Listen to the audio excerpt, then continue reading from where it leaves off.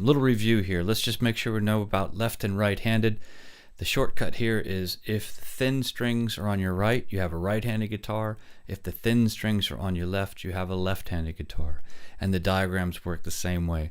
So just like we had an E chord diagram in the last video, you can see the difference here.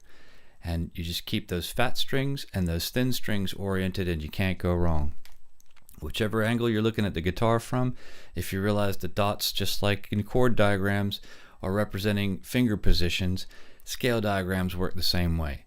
So whichever way you put the guitar, it's like imagining that piece of paper or that book sitting right on top of the neck and lining up with the strings and the frets, keeping the thin strings and the fat strings oriented in your mind's eye, and it all starts to come together.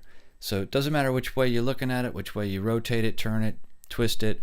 If you just realize that all you're doing is superimposing this diagram on top of the neck, keeping the thin and the fat strings oriented. Doesn't matter if it's horizontal or vertical, just imagine what you would do with the piece of paper, the same thing you do with the guitar. So let's have a look at this pentatonic scale in action. Pentatonic scale, just you can look it up on the internet or ask your mates what to do. It's just a third fret, open, third fret, open, second fret, open, second fret, open, second fret, open. And since these are the same string, third fret, open. That's all you got to know. You get two fingers. You'll see some scale patterns written vertically like that, but most of the time scales take up more than 3 frets, so you'll usually see them presented horizontally.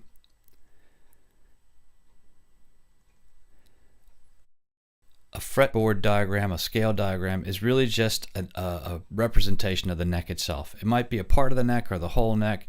It may not be exactly looking like your own guitar, but that's all it is. It's just a picture of the neck or a representation of it in some sort of graphic form.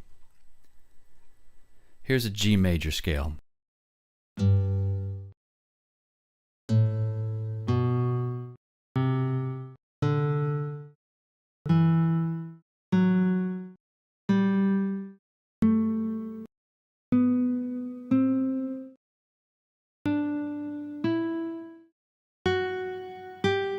Right, those annoying hesitations and gaps are there for a reason, because this diagram is only showing us where the notes are in the scale, not what order or when to play them, just where they are.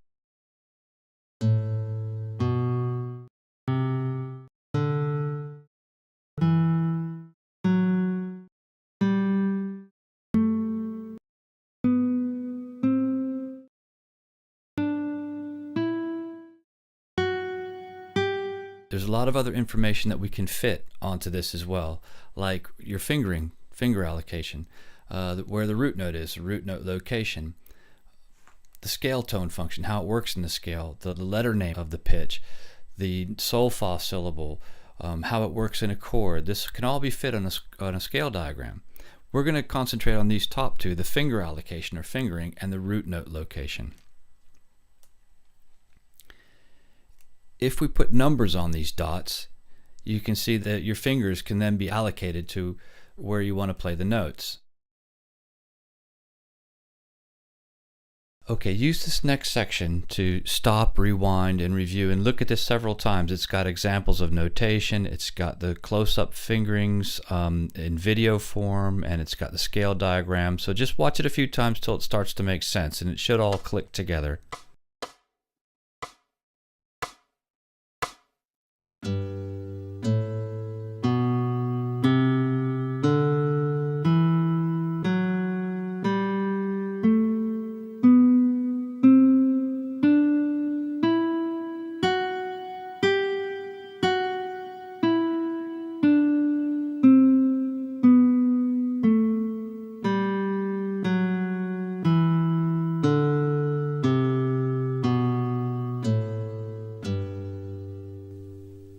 Okay, so there's a lot of information here. If any of the terms and the vocabulary doesn't make sense, just go back, use other internet resources, go back through the website and other articles,